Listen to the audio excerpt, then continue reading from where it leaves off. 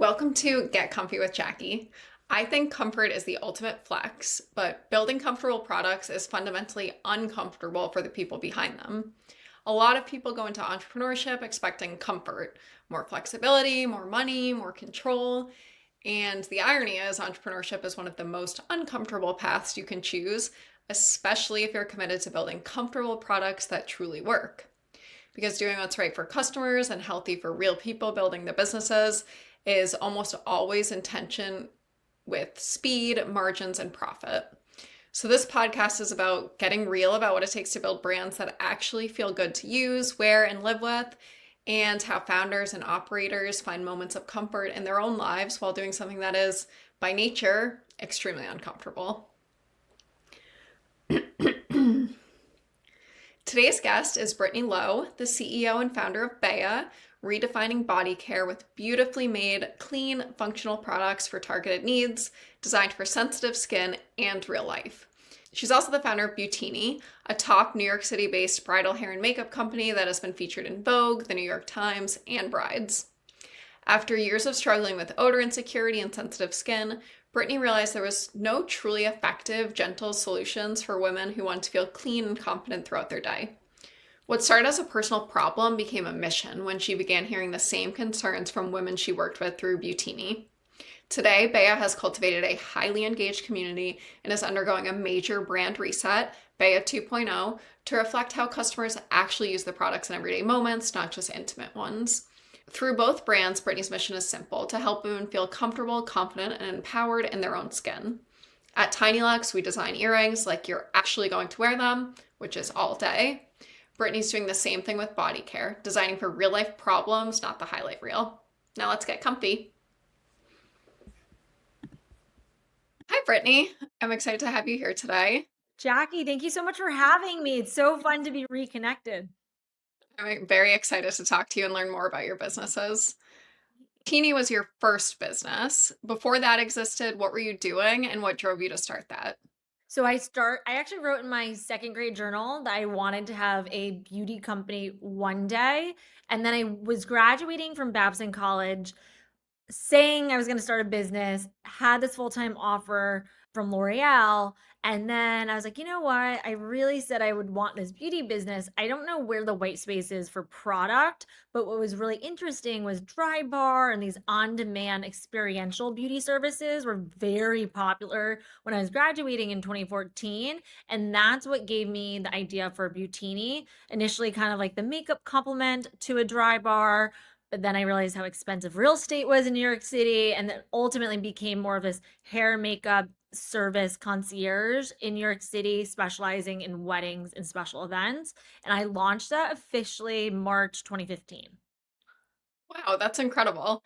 We're talking today about how entrepreneurship is the comfortable path, but in most cases, it's extremely uncomfortable. So that must have been really hard to make that decision and take that risk to pass up a job at L'Oreal and start your own thing. Yes, I will say it was difficult because you get health insurance, there's benefits. But I remember a family friend speaking with me when I was on the fence of what to do. And he said, you got to do it either when, like, take big chances when you're really young or when you're a bit older, because once you have a family and you're used to a certain life, it impacts more than just you. And the reality is, like, I hadn't made a dollar to my name graduating from college. So, like, the jump was not as scary as me seeing friends who have this cushy job leaving that to start their business because I just didn't know otherwise. Oh, that's great. And when did you officially start your other business, beia, and what problem were you trying to solve with that? So, fast forward to 2020 when the pandemic was happening. Unfortunately, no one needed hair or makeup for a wedding or event for a while. 2 years, maybe 3 years into Butini, I knew this was not my end all be all business. The way to expand a service based business is very different than expanding a product based business. I think it's so important when we're thinking about longevity as an entrepreneur that your personal priorities align with the business that you're building. And for me, I found having these super early wake up calls for our hairstylist and makeup artist in the Northeast super stressful. And I was like, I don't want to be married with 3 kids, worrying about people waking up in different states on different time zones. I was like, this doesn't feel like it aligns with my passion. I really think that product and developing a brand is that bigger North Star. Was in the back of my mind for years, but then fast forward to the pandemic when I had all this free time, I was like, you know what? Let me start doing my research. And the beautiful thing is, I had all these women that I worked with for Butini, and I knew that they weren't as busy as normal in the peak of the pandemic. So I asked to talk to them, start having conversations, and learn from their pain points. And ultimately, I always had sensitivities on how I smelt going from work to a networking event. I'd like stink and wonder if anyone could smell me. And as I had these conversations, these women would also have concerns around like blemishes on their chest or getting sweaty really easily or like flaky, dry skin. And the idea that really planted the seed for beia was there's a lot of these unsexy, unglamorous problems, but premium beauty brands don't really solve them. And then the functional drugstore brands that do are filled with questionable ingredients. So Bayo was born to bridge that gap to create clean, functional body care for those targeted needs. Love that. I'm so curious if you heard from customers in the postpartum stage about like postpartum body odor because it's like a whole nother beast. So I like now that I'm married, my feed is infiltrating my Instagram with lots of trying to conceive pregnancy videos. And I am learning a lot about postpartum, trying to conceive path while you're pregnant. And I'm like, selfishly, I'm learning a lot. But when we've done a lot of focus groups, there are a decent amount of people who found us because they're trying to clean up their routine, their skincare products and routines before getting pregnant. And then I've learned a lot of like pain points postpartum that has honestly opened up my eyes to a really big opportunity when it comes to being like pregnancy safe and finding certifications in that area that we can achieve because it's a huge, huge part of our demographic. Yeah, I think postpartum body odor and like breastfeeding body odor are two things I've never heard anyone talk about like in a marketing sense. Like, But once you have a kid, it's like very top of mind and everyone talks about it. So I think there's a huge white space okay, there. I'm writing this down because that is, I don't have kids yet, and I'm learning all these like funky things that happen to your body. And this is one that I heard a lot like with the sonogram gels or delivery process, but the postpartum breastfeeding, this is great. I love Yeah. it. We're doing a focus group live. Yeah. This is for me personally, but also all the other postpartum moms. I love So now you've built two very different businesses, yes. one service-based and one's product-based. So how did Butini shape the way you approached Bea from day one? So Butini really is built around hospitality, being in service. We have an office where we greet our clients and we show up on their wedding day, and it's like high touch experience is what Butini is built around. And so as I was building Bea, I think that one of our secret sauces that we hope to do more and more as we grow is creating these really meaningful touch points with our customers. Whether now, like this year, we're doing monthly in office events for our community, exclusive to those who are on our Instagram channels or our email lists, and also even like how we think through like the touch points on how you receive our products and whatnot. And so I think that's like the biggest piece is like every person and every interaction that I have for Butini really matters. And especially for weddings, nothing can go wrong. And if something isn't aligned, it's really important that you do prior to that big day. And that's what I brought into Beia is like, what are those touch points on like, how are they experiencing our website? Like, how are they, what is that UX customer journey there? If they're meeting us at a pop up, is everyone that works for us super friendly and really nice? Like, if there's an issue with your order, like, do we call them right away? Like, I personally try to email some of our customers as we see orders come through. Like, I think touch points are truly what can make or break a business in service. And we're seeing more and more people wanting that, like, human interaction and touch point when it comes to building a product business that I think it's been really helpful to already have that mindset. So in your day-to-day now, how are you balancing your time between your two businesses? Oh. Well, as we were talking earlier, last year I was planning a weekend wedding plus two businesses, and I felt like I had context fatigue where you're going from one thing to the other. And just to get your brain on the same page, you're losing time just because it's really hard to try to keep everything in aligned, I guess. And so I remember telling someone I was going to run both of the business, and they're like, "You're crazy. You got to like do away with one in order to focus." And I see that there's so much value in that. How I see it for now is one of them is like basically the investor of the other. And so the time that I would spend working with my investors and keeping them up to date is the time that I'm implementing for one of the businesses. I would say it's not easy. I've had to be a lot more strict with my time, saying no to a lot more in order to be able to keep up with the workload of managing both. But the teams are separate, but I have incredible people on my team. And so honestly, like that's a big piece of this. Why I'm able to do it is because I have really strong teams that are dedicated to the individual missions of the businesses. And then as a leader, I'm constantly auditing my calendar to make sure I'm like blocking out enough time for the top priorities for both businesses and less of that back and forth on decision making as much as I can. Do you have any quick productivity or time management hacks? So right now I've been doing for 2 hours to start the day is called like the attack the bottleneck. So whatever is the most pressing thing for the business, that could be like it could be, like reviewing something financially, whatever it might be, something that I really don't want to do but would move the needle for the business. I have dedicated 2 hours. My Slack messages are paused. Like this is my time to get it done before I really kick off the day. So I think that's been like a big game changer for me as I think through my calendar. Do you have plans to hire for any key positions, or do you feel like the businesses are running pretty solidly right now? Right now, they've been running really solidly. I think my assistant helps with both businesses. So that's the one hire that has insights on both. But ultimately, we just brought on someone to really double down on our graphic design.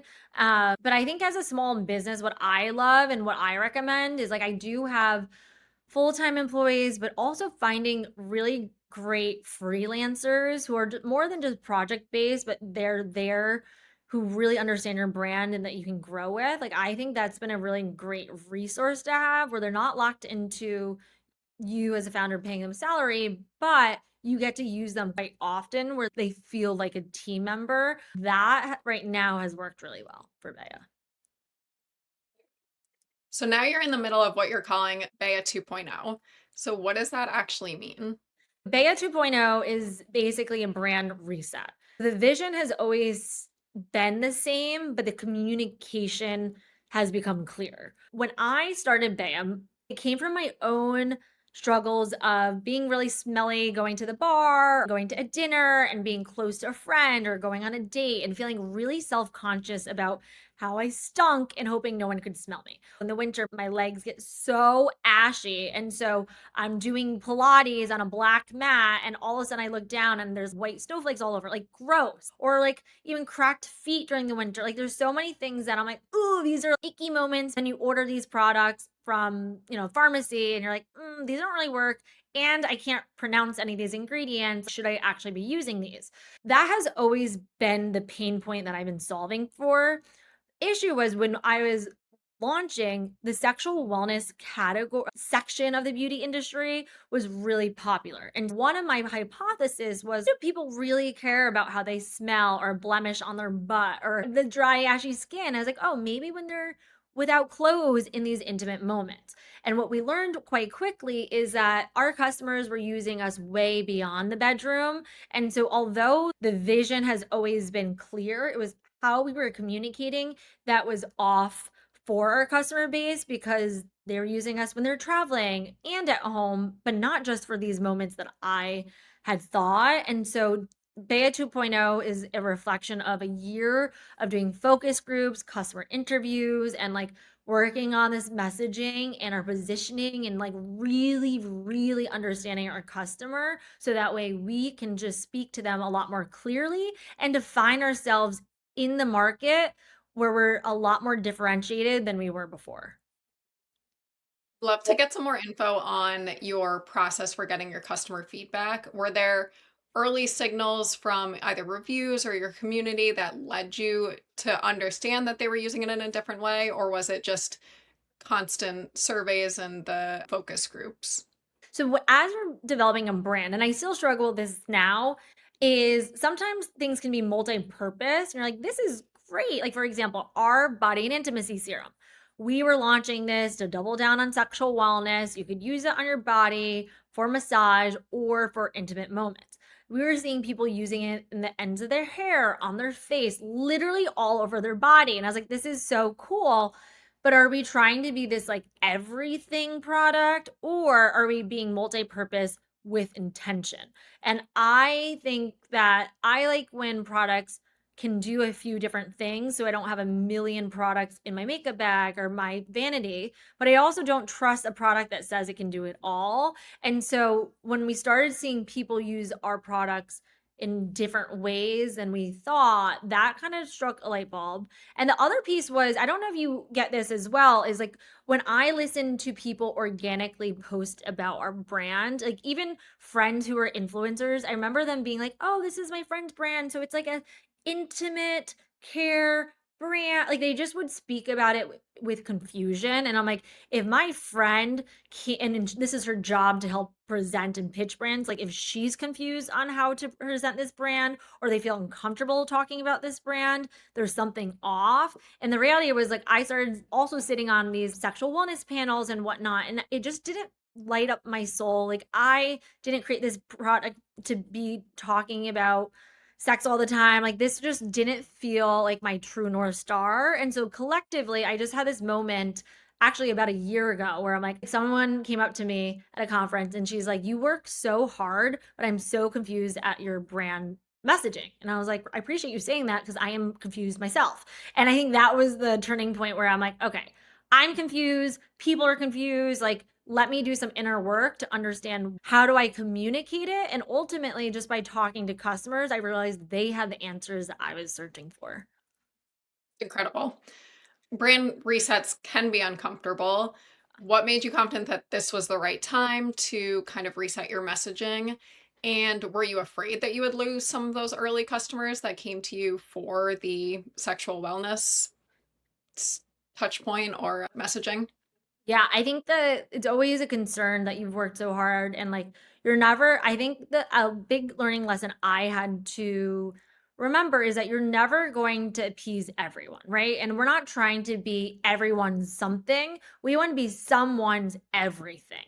And I felt like although say our serum people were loving as like a lubricant, doesn't mean they still can't. But I think that in terms of like thinking about the bigger vision, everything needs to align and tee up to that North Star. And for us, it's clean, functional body care for targeted needs. But I think that was something that I just had to make a decision on. Like, if we want to be almost like a contrarian brand, in order to really own a white space, you have to give up market share in other areas, right? And so if I want to be this body care that targets these intimate concerns, that bridge the gap between these functional drugstore products and these premium brands that don't solve real problems, that means I can't just launch a body wash, or I can't try to be an intimacy serum plus a body serum. I have to own the vision that we are like doubling down on. And that's a hard reality is like, yeah, we have people being like, "Oh, but I love the serum as it is." Then what we did is brought some of the people who are a little hesitant into the formulation process as we reformulate. So that way, as we've relaunched, we've already won them over because we're still making sure that they love it, but understand the new vision as well.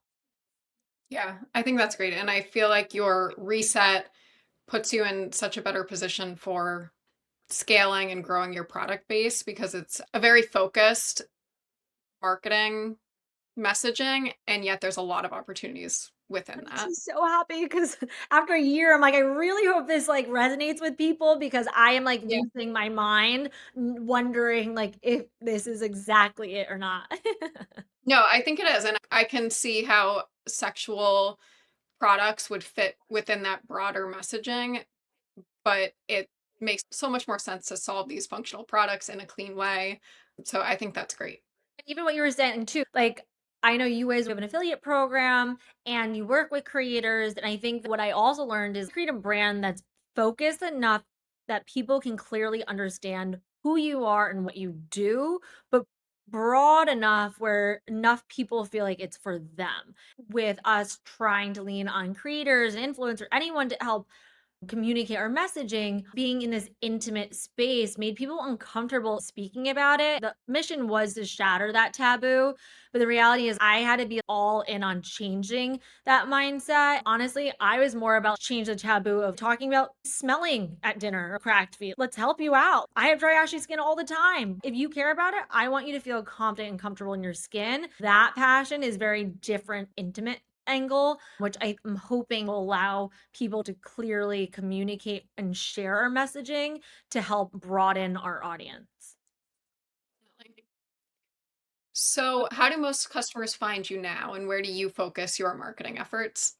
So last year we grew 215% on Amazon. And so that's been a huge channel for us. Our ad spend has really been dedicated through Amazon because people are discovering us really nicely on there. Also, part of the rebrand now is doubling down on our meta ad strategy and eventually TikTok as well to build the brand awareness on those because ultimately bringing them to our D2C is most ideal. But I'd say that it's a mix of, these days a customer needs like 17 touch points before they're converting into a sale. So it's like more of us being like, where can people discover us in a meaningful way? Where can we show up organically? And how are we thinking about our organic social media strategies, the founder strategies to slowly educate? Because we found that through our focus groups, a lot of their girls found us either through my founder content. They're like, oh, I forgot she has this brand.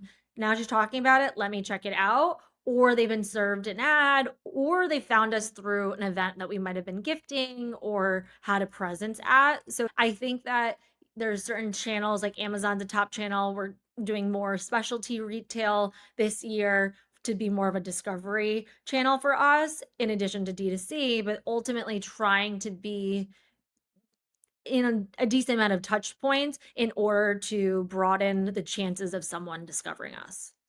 What would you say yours is? Customers find us through Google. People are Wow. actively searching for a solution to a problem.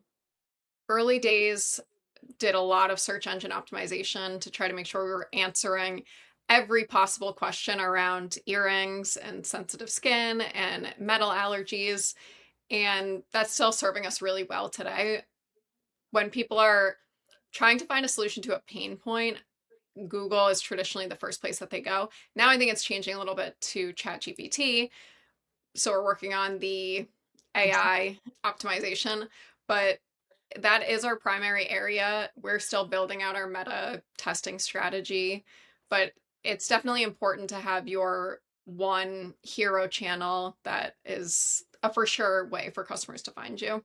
I agree. And I do think that SEO, that's really interesting to hear. And part of one of our main priorities that kind of overlays all the distribution is GEO, like generative engine optimization. So like ChatGPT, Gemini, like how can we get more recommendations through that? So we're very much aligned because I think that's fascinating to see how brands are heavily getting recommended and what sales are converting from there. Yeah, I think SEO is kind of an unsexy solution to marketing, but it works. I love that. Yeah. So your choice to build a brand focused on clean materials feels very personal. Why was that a non-negotiable for you? Oh, that's a great question. So, what I didn't mention is, in addition to like, I would resort to using a makeup wipe all over my body or a random hand towel in a stranger's bathroom with a little bar soap to help freshen up some days. I found that in addition to having these unsexy targeted needs that I was experiencing, I also have very sensitive skin and I've always had sensitive skin. So I had to really watch what products I put on my skin, what clothing I put on my skin in order not to break out in hives. Part of my experience with buying beauty products is you would either have this luxury beauty product that doesn't really do too much, but generally has these beautiful fragrance in them that I would break out from, or you're going to the drugstore and getting these gentle cleansers, but again, they're not necessarily like the cleanest formulas. And so, similar to what we're seeing in the consumer like food and beverage space, where you used to have to pick this, ugly but healthy granola bar, or you could have this really yummy, deliciously packaged bar that wasn't that good for you.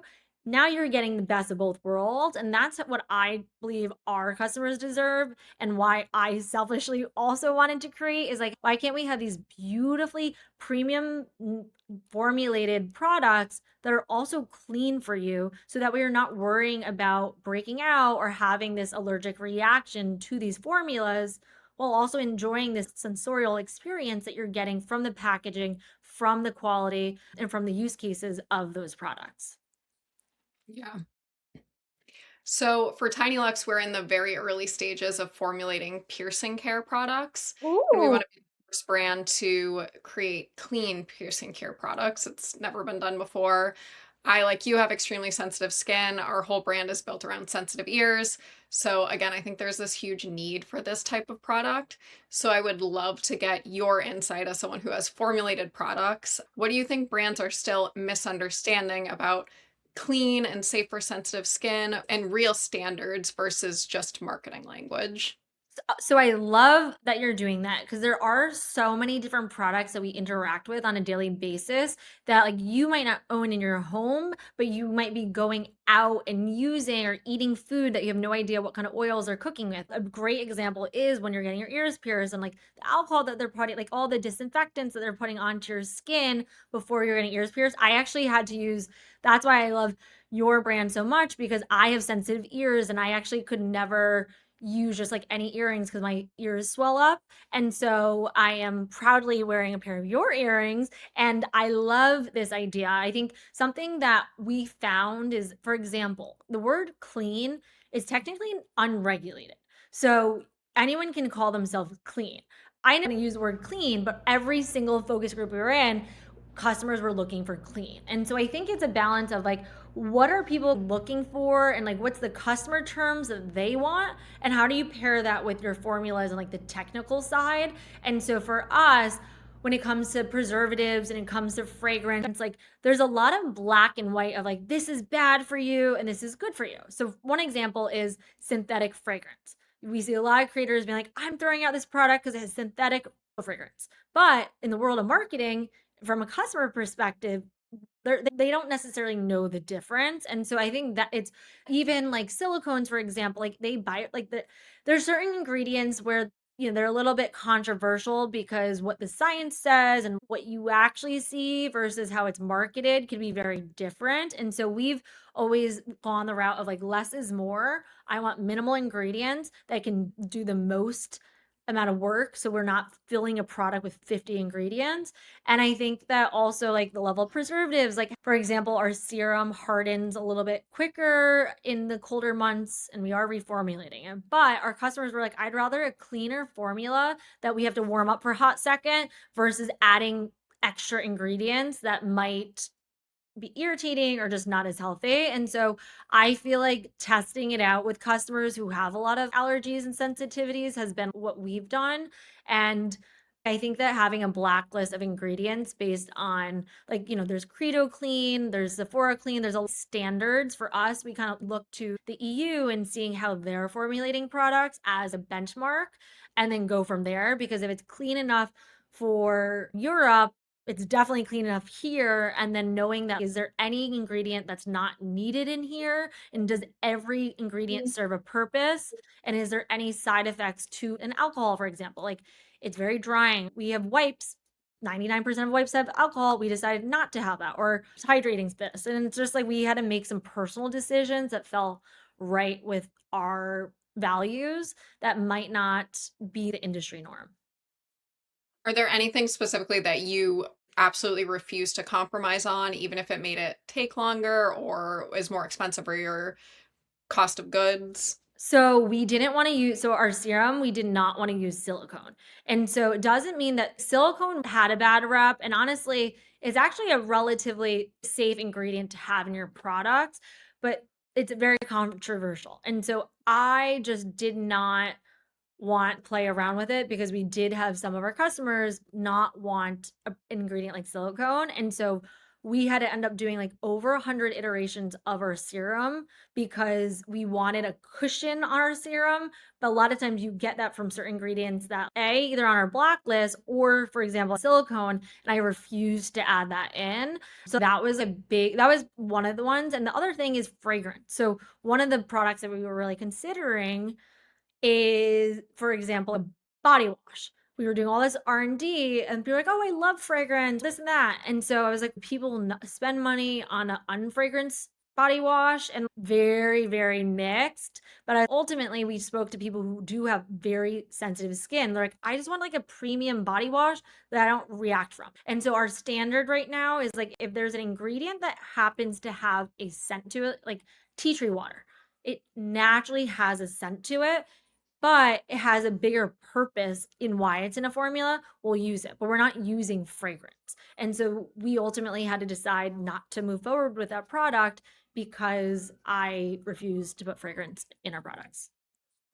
That's so interesting. I have the most sensitive skin, but body wash is the one thing where I do Fragrance. like a fragrance. Well, that was why it was so confusing. People were like, I don't use fragrance. I'm like, so tell me Yeah. what body wash you use. And that's where the back and forth was like, yeah, like honestly, my husband bought a body wash and it has fragrance in it. I've been using it and I enjoy it and I'm not reacting. Great. But when we think about the foundation and the ethos of beia, is it worth jeopardizing this fragrance positioning for this product? And ultimately, with our new vision of solving these unsexy problems with sexy products, essentially, I was like, you know what? This product doesn't fully align with the vision, anyways. So until we establish other products that really do, let's hold off on this because exactly what you're saying. There's customers who don't use fragrance but want it in body wash. And then there's others like me that really don't want it, but then sometimes use it. So we just couldn't get a clear enough point of view for us to move forward in confidence. Yeah, I think that's really smart.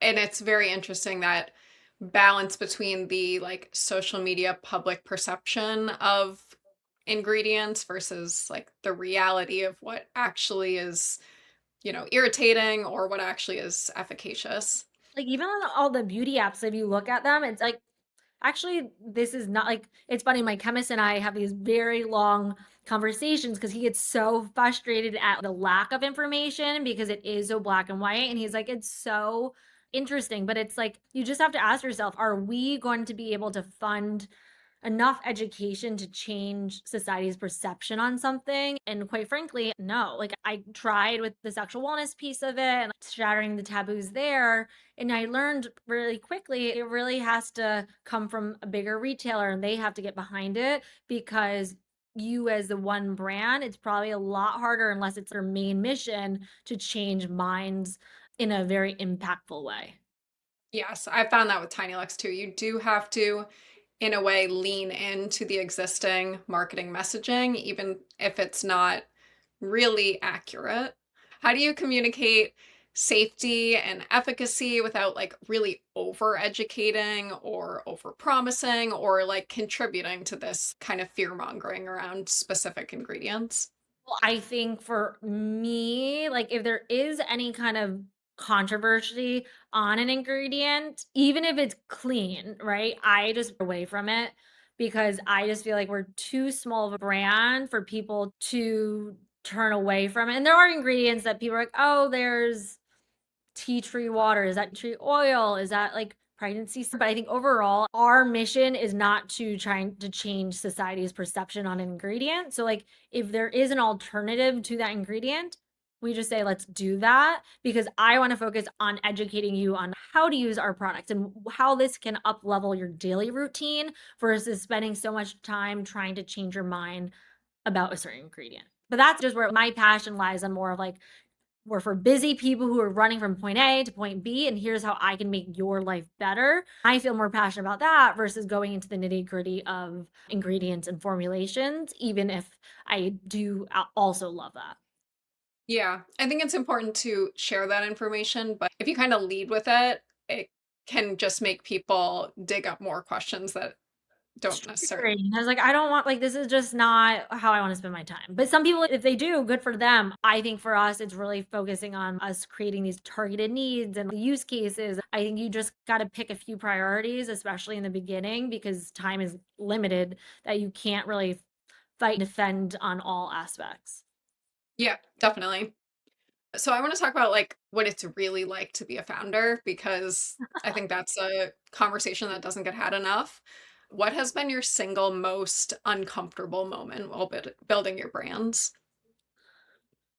So the first one that I remember like crying my eyes out was deciding to turn down my dream corporate job that I literally dyed my hair blonde to get that job offer from L'Oreal. And I remember one of my advisors at the time was like, "Why are you crying? You haven't even started." And I was like, I think that's the issue is like I need to I'm like emotionally committing to like go on this entrepreneurial journey. Like that is like if you've decided to step away from a job or go all in on your side hustle, like that just emotionally committing to that is such a big win because it's a scary journey. And that happened, in 2014 or early 2015 when I decided to go all in with Butini. But I think most recently was deciding to almost take a step back with beia and rebuild the foundation of who we are in order to move forward. I think that as a founder, it's so easy to be like, wow, this person's blowing up here. And oh my gosh, they're doing so well. And it's like, do I really want to take a step back? And I was struggling last year being like, who am I? What is this brand? Do people even care about it? Like, why am I doing this? And you just spiral when you're like, who am I? And I, like a year ago, I was crying to a friend at the very conference I was supposed to be at this week, being like, I don't know what I'm doing. And when I decided to take a step back and figure this out, it's been very uncomfortable. I'm, welcoming all kind of feedback and I don't have the answers for them, but I trusted the process and trusted myself that I was going to figure it out. And a full year later, it took me to finally reintroduce the brand. And in hindsight, like that feeling of uncomfortable and like really putting money and spending a lot of time to figure it out was really worth it. Yeah, I think ultimately you need a time period like that where you have to go through something sometimes to get to the right answer. And you're like, As uncomfortable as it can be in the moment, it can lead you to the right place. I agree. And sometimes you're like, oh, why didn't I just do this at the beginning? Why didn't I spend more time on this? But if I had to tell myself that advice when I was starting, you just don't know what you don't know. And I think that's why they always say, like, don't wait for perfection to begin. Just start and then you're going to refine along the way. Like, I had one hypothesis that the whole industry thought was going to be huge. Sephora thought was going to be huge. Target. And it ended up not taking shape the way that anyone planned. But could you, as an individual, know the future of the sexual wellness industry or how you felt about it? No. And so I think that the best thing you really can do as a founder is like be very curious on feedback and like listening on all platforms and just be like evolving constantly because eventually it gives you that opportunity to evolve. And granted, we had to do it a little bit more at a bigger scale than I thought, but now I feel like the path forward is going to move a lot quicker that now that we've put all that time in building that foundation again.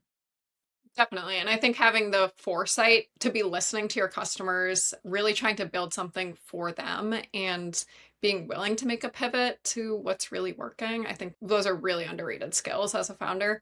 And it's usually free, like you ask them to coffee, you ask them to hop on a call. And like I was searching from like industry veterans, asking their advice on what to do.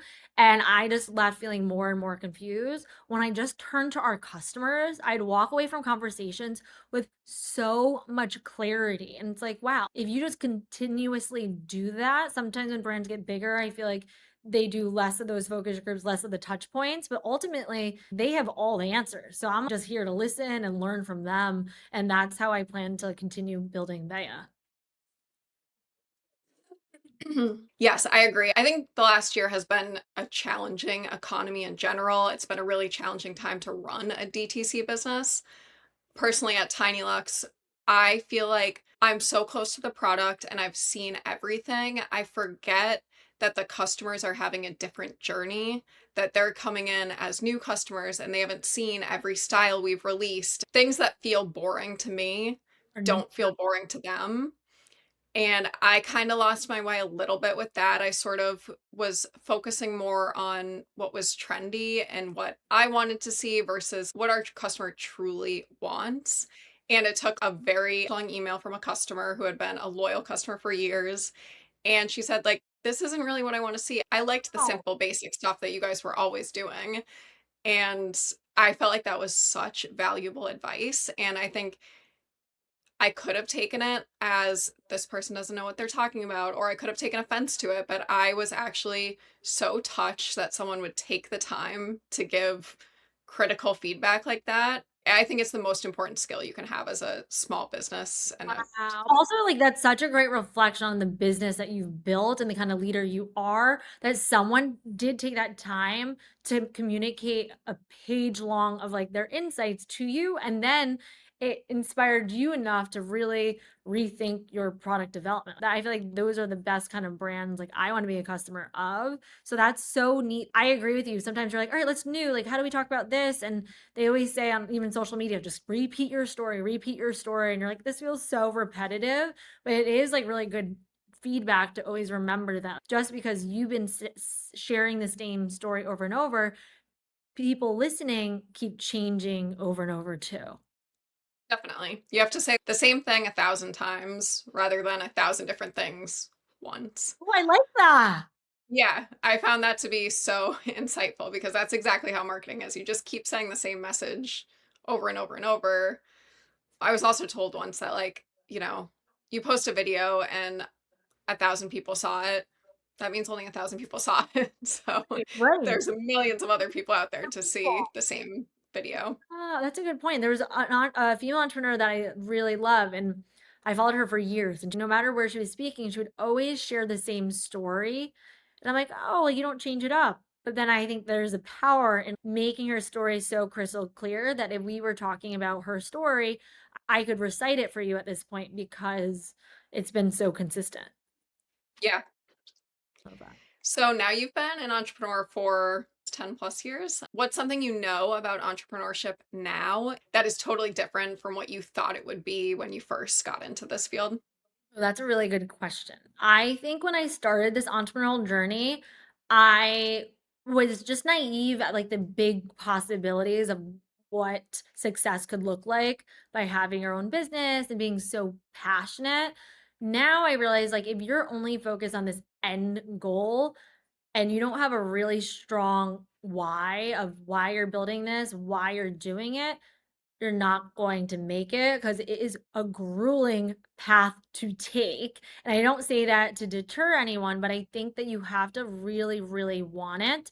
And I've known people who've come to me for business advice, they dabble into starting something, and then they're like, nope, no, I'm good. And I think it isn't like when we think about entrepreneurs and like some of the most successful people on this planet are entrepreneurs, and you see all these highlight videos of what could be, but the reality is like the come up story and journey to get there is really, really rough. And you don't always get to that point that you really want to get. So ultimately, from a day to day basis, you have to love what you're doing and enjoy the journey. Yeah, I totally agree. So we were talking a little bit before the last time I saw you. I was pregnant and you were about to go on your bachelorette party. You were in the depths of planning a wedding.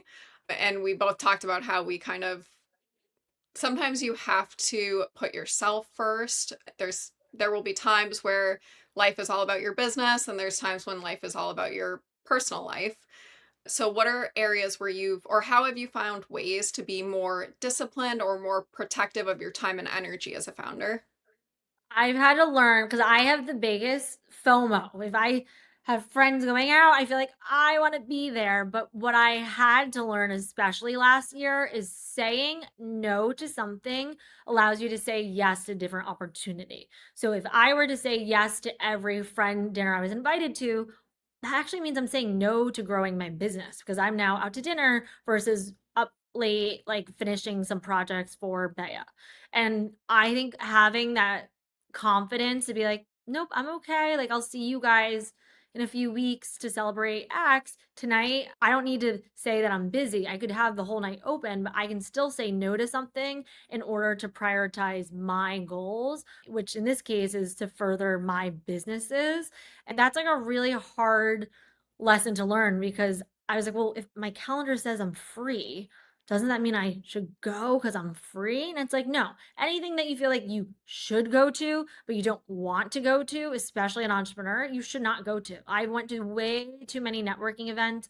And at a time, that was a big priority and that aligned and it was great. But with running two businesses, I have very little time. And so, who I spend my time with, what events I say yes to, at night, I'm really selective with because I know what I'm then saying no to otherwise. What would you say, like becoming a mom, like what did you have to learn to do in order to have a family and a successful business? I think becoming a parent forces you to have clear boundaries between work and personal life, and it forces you to really focus and prioritize your time. So I'm someone who's not great at delegating, and I think maybe all founders do, where you like Yep. you want to run with all the ideas, and it's really sometimes very hard to focus on one thing. I think becoming a mom forced me to, because now I have very limited hours in my day when I can work and focus on work. So now I'm much more clear with what actually drives the needle in my business, where I'm most useful in my business, and that's it. That's all I can do. So I don't have the opportunity to run with all the ideas like I used to, but now I'm better able to pass them on to my team and say, you run with this. Or if I'm asked something that normally I would have been like, okay, I'll just figure this out myself, I'll flip it back on that person and say, like, take a chance figuring it out, and I'll help you if you need it, but I trust you and I believe in you. And I think that's empowering to my team. It's empowering to me. So it's interesting. Like, I think the perception is when you become a parent or a mom, like that takes all your focus away. But I actually think it makes you more focused when you have the opportunity to be. Did you feel like you found more success as a parent running a business than you did before?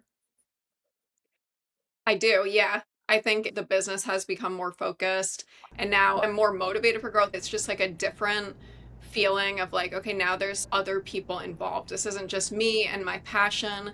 This is an opportunity to provide a legacy for my family.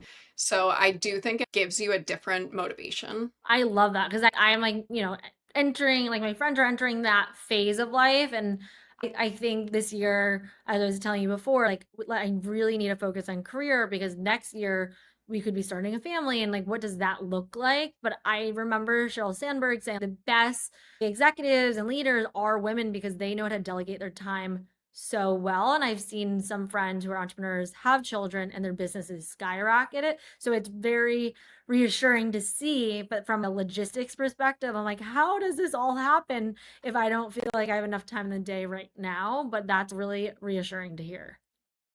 Yeah, it definitely forces you to treat it more a job than a lifestyle. Like, it's kind of like you're clocking in, you're clocking out, but that can be helpful. And I heard, I think it was Michelle Obama who recently said, like, you shouldn't remove yourself completely from your career when you decide to have kids, but it's okay to take a step back. And I think that's fine in business as well. There can be seasons where you are hyper focused, hyper driven, like working around the clock. And then there can be seasons when you are maintaining and delegating. And it's totally okay, especially if you're building something for the long term and focus on slow and steady growth and really focus on your customer. It's totally okay to be like, all right, this year we're going to have slow growth and I'm going to live my life a little bit. And then next year we'll have hyper growth. I love that. And I think that's like a really, when you were asking how I balance both businesses, seasons of where my attention needs to be at different times of year, like towards Q4 when it's like, wedding season for Butini is like May through October. And like during the summer, it is like really like my time has to be focused on that. Whereas right now, as we're leading up to wedding season, like my focus is really predominantly beia. And then again, like during the holidays, that is a huge time for beia, where actually is more of a slower season for Butini. And so I do agree with you. It's like understanding where your priorities lie. And sometimes you do need to just like take a step back, trusting your team to move things forward and revisit when you actually really need to be more visible during certain times of the year or based on priorities. Yeah, definitely. Okay, now I want to do some rapid fire questions. What's one thing that you stopped doing that actually made your business better? Saying yes to networking events. What is one metric that you care about more than revenue? Retention rate.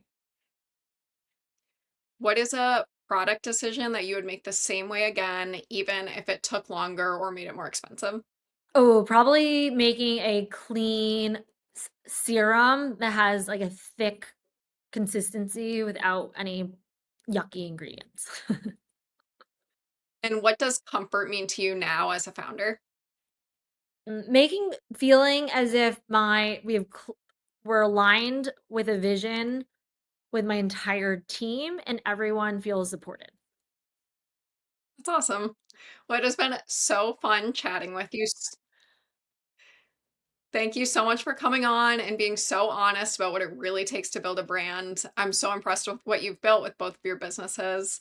And I really appreciate you sharing the hard parts, not just the highlight reel.